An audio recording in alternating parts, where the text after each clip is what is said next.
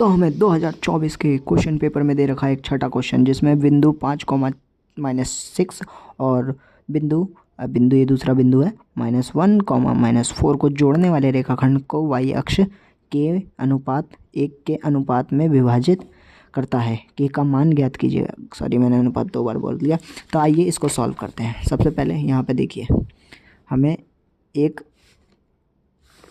ए और बी दे रखा है। ए हमें कितना दे रखा है गाइस? ए हमें कितना दे रखा था? देखो, ए हमें कितना दे रखा है? 5, -6। तो ए हमें दे रखा है कितना?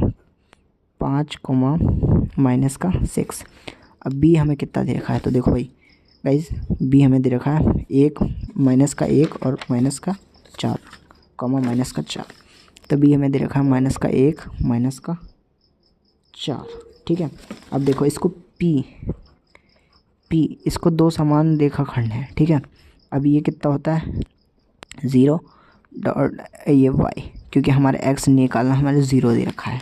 ठीक है। तो हमें यहाँ पे क्या कर दे बोला गया है? तो k का मान, k के अनुपात जो है, k का अनुपात k और m है। तो जो m1 है, ठीक है, और ये m2 है। तो ये क्या दे रखा है हम अनुपात में? k और ये 1। ठीक है। तो हमें क्या करना पड़ता है? इसे सॉल्व करने के लिए हमें लगाना पड़ेगा विभाजन सूत्र। क्या लगाना पड़ेगा? विभाजन सूत्र। राइटिंग ऐसी आ रही है यार अभी एक पेपर की वजह से। तो विभाजन सूत्र क्या होता है हमारा?